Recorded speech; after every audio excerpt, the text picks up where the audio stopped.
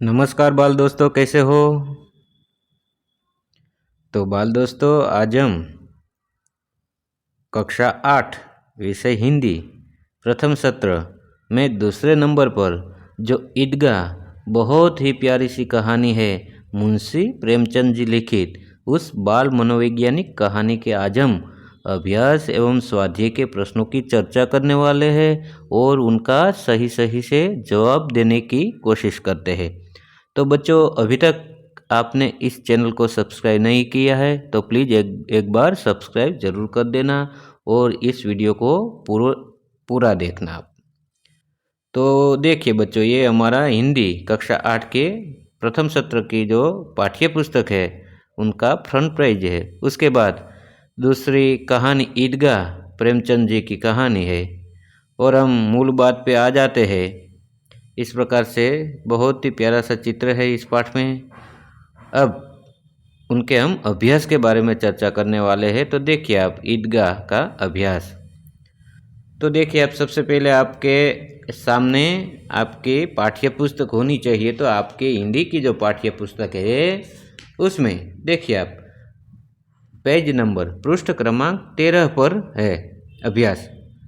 तो आपको क्या करना है कि आप हमें पाठ्य पुस्तक हमें सामने रखनी है। एक के बाद हम अभ्यास एवं स्वाध्याय के प्रश्नों की चर्चा करेंगे और सही सही उत्तर देंगे। उसमें बीच बीच में जो भी व्याकरण आएंगे, मुहावरे आएंगे, उनकी भी हम इस वीडियो में चर्चा करने वाले हैं।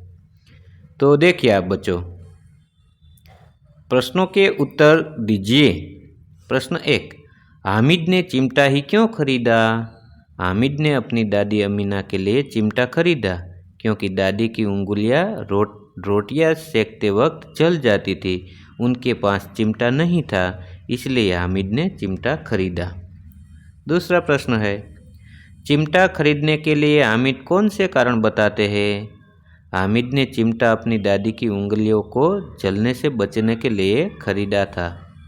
तीसरा प्रश्न है, बुढ़ी अम्मा का क्रोध स्नेह में क्यों बदल गया। बुढ़ी अम्मा ने देखा कि बच्चे में सद्भाव और सेवा जैसे गुण है, तब बूढ़ी अम्मा का क्रोध स्नेह में बदल गया।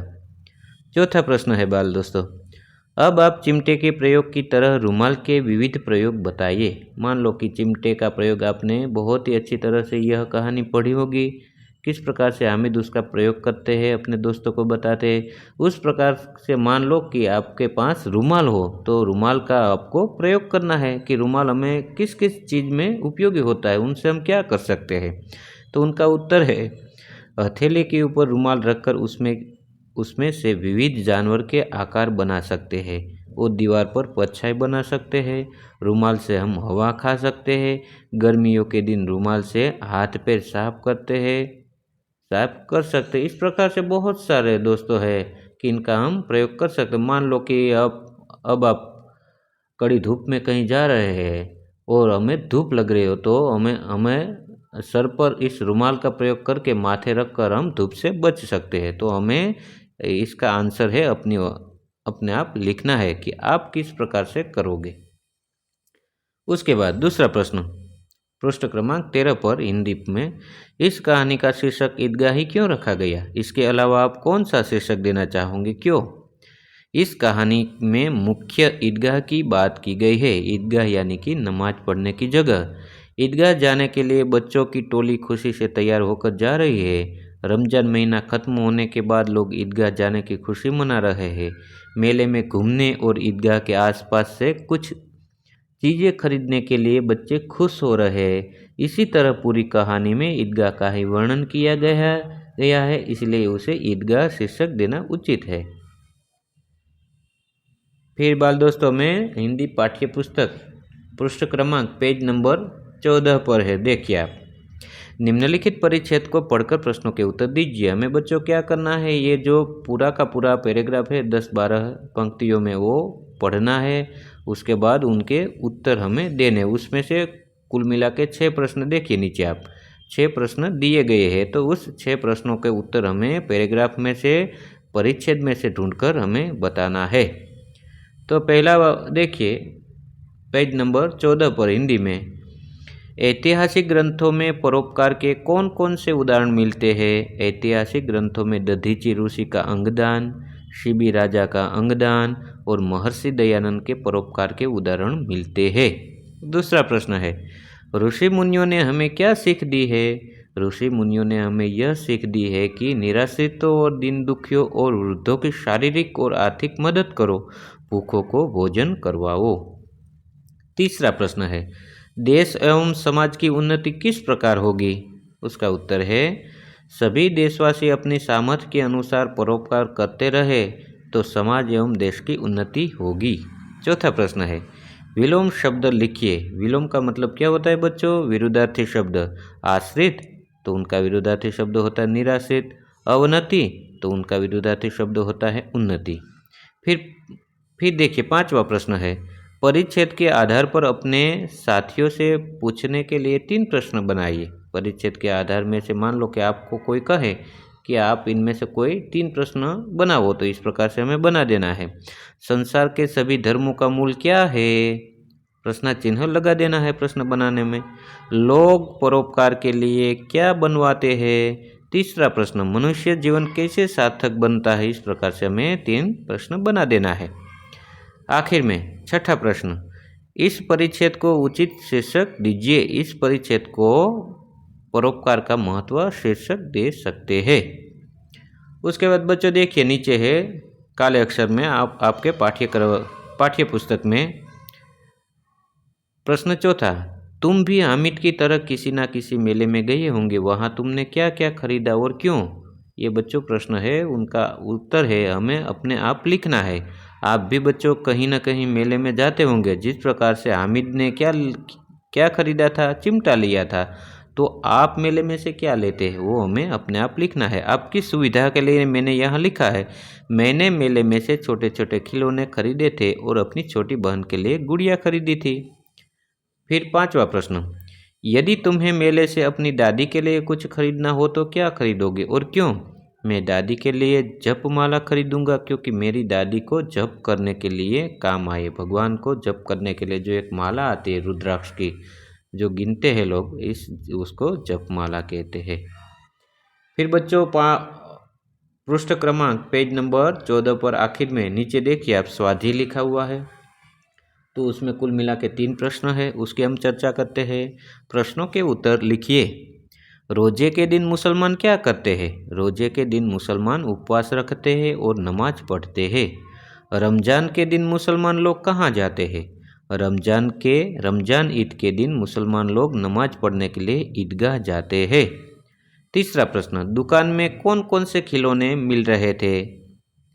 उत्तर, मेले में सिपाही और गुजरिया, राजा और वकील, भिश्ती और धोबिन, यह सब मिट्टी के खिलौने मिल रहे थे।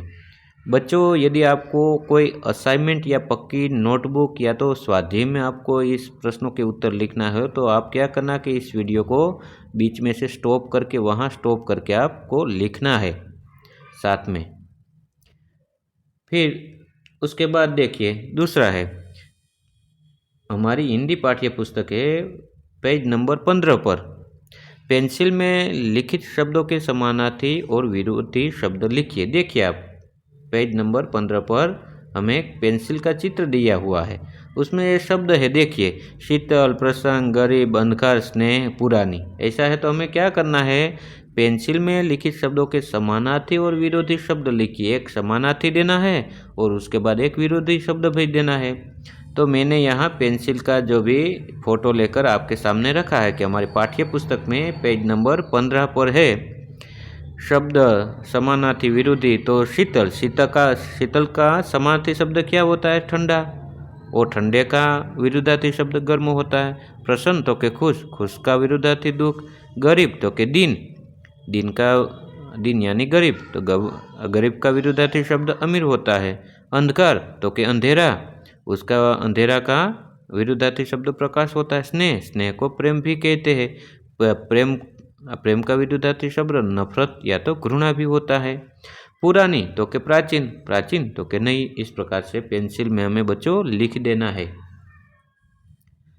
उसके बाद देखिए प्रश्न तीसरा स्वाध्याय का, मुहावरे का अर्थ लिखकर वाक्य में प्रयोग कीजिए। बेड़ा पार लगाना, संकट से बचाना, भगवान तेरा बेड़ा पार लगाएंगे।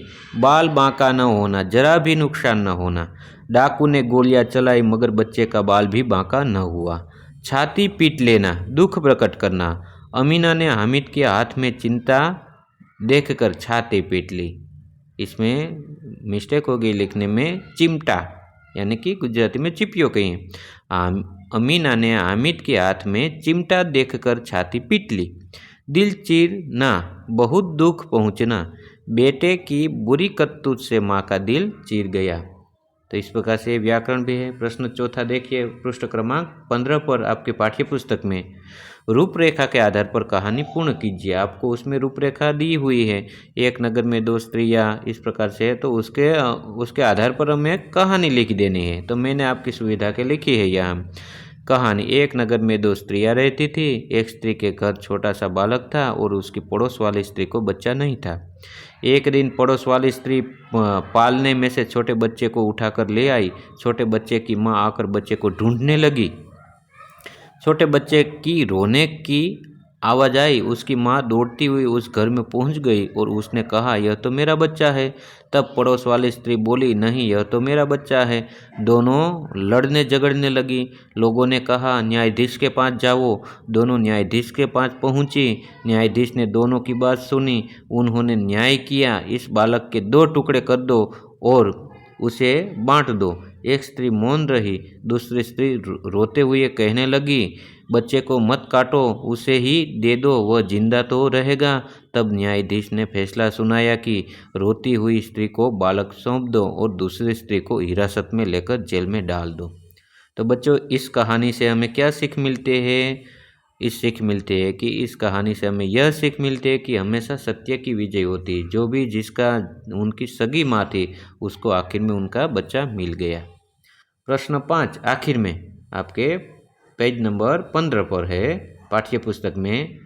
निम्नलिखित पूर्ण कहानी को अपने शब्दों में पूर्ण कीजिए। निम्नलिखित अपूर्ण यानी कि अधूरी कहानी है, उसे हमें पूरी करनी है। मौसम में ठंडक बढ़ने लगी थी, इस प्रकार से यह कहानी है। उसके बाद हमें पूरी करनी है। अंकित सोचने लगा, मैं क्या करूं? एक दिन उसने एक बोर्ड देखा जिसमें लिखा था, कुश्ती में जो जीतेगा उसे इनाम मिलेगा। वह रात दिन मेहनत करने लगा और एक दिन कुश्ती लड़ने के लिए मैदान में गया।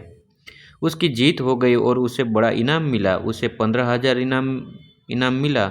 उसका 10वीं कक्षा की फीस का खर्चा निकल जाए, इतनी बड़ी रकम थी। वह खुश होकर माँ के पास गया और बोला, माँ, तुम्हें अब स्वेटर बनाने की ज़रूरत नहीं है, मुझे इनाम मिला है, इसमें मेरा 10वीं कक्षा का खर्चा निकल जाएगा। और वह खुश हो गया। माँ ने भी खुश होकर उसे गले लगा लिया। तो बच्चों, ये था आज का वीडियो। ये वीडियो आपको कैसा लगा? यदि आपको इस वीडियो अच्छा लगा तो इस वीडियो को एक लाइक कर देना, एक प्यारा सा कमेंट करना और अपने बच्चों को भी ये वीडियो की लिंक शेयर ज़रूर करना। और हाँ दोस्तों, अभी तक आपने इस YouTube चैनल को सब्सक्राइब नहीं किया है, सुरेश साहब चैनल को, तो प्लीज़ सब्सक्राइब ज़रूर कर दें। बाय बाय दोस्तों, मिलते हैं अगले वीडियो में। Thank you.